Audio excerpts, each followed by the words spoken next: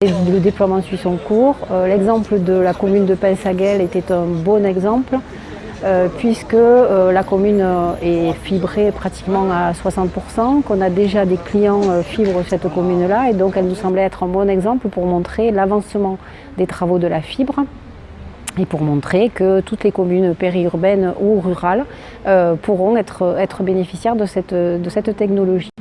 Oui, on peut faire un petit exemple sur une boîte qui est en souterrain. Donc on va lancer le laser et on va regarder au bout des fibres la route optique si elle est optimale et si à la sortie on a bien notre petite lumière rouge, donc c'est plus parlant. Du coup ça c'est une boîte dans laquelle en fait les câbles sont dénudés, donc il y a les fibres qui apparaissent, les fibres elles sont rangées dans des petits tubes et au fur et à mesure qu'on arrive dans l'intérieur de la boîte, vous allez voir on va le voir. Elles sont de plus en plus à nu pour ensuite être soudées quand il y a besoin. Là, ici, il n'y a pas de soudure, puisqu'en fait, le câble, il rentre, il est dénudé, et on laisse à l'intérieur uniquement les fibres qui vont servir à raccorder la maison. Enfin, les maisons qui sont dans le secteur. Et après, ensuite, les autres fibres sont pas du tout coupées, et elles ressortent par le câble de sortie. Et elles vont après aller continuer le cheminement dans les autres fibres. Si on change de position, on va venir sur d'autres fibres. Donc chaque fibre a sa couleur. Et vous voyez, on est allé sur la turquoise. Tu vois, elles sont pas toutes rouges. Ah, elles sont pas rouges. La 11e position. Ah là là. Donc ici on a bien notre... Quelques-unes de vert. Le laser sera rouge, mais nos fibres, 12 couleurs il y a. Ah bon. Sur par exemple 1 km de câble, il y a des soudures, il y a des boîtes, il y a des entrées en chambre, il y a des lofts de câbles. Donc la fibre peut avoir des contraintes. Et donc c'est ce nous on mesure à l'aide de réflecto pour voir si à la fin l'abonné aura le débit auquel il a souscrit. Et du coup, au bout du connecteur, vous avez ce qu'on appelle une férule, donc c'est en céramique, et c'est ce qui permet, dans la traversée optique qui est au milieu, qui accueillera les deux connecteurs, c'est ce qui permet de faire passer la lumière le mieux possible, sans perte, voilà.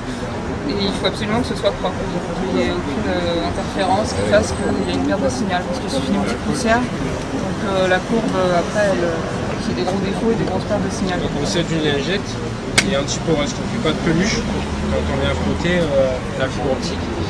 Et de l'alcool ISO. C'est un peu comme le Covid, le masque Voilà, et on est très propre dans la fibre optique.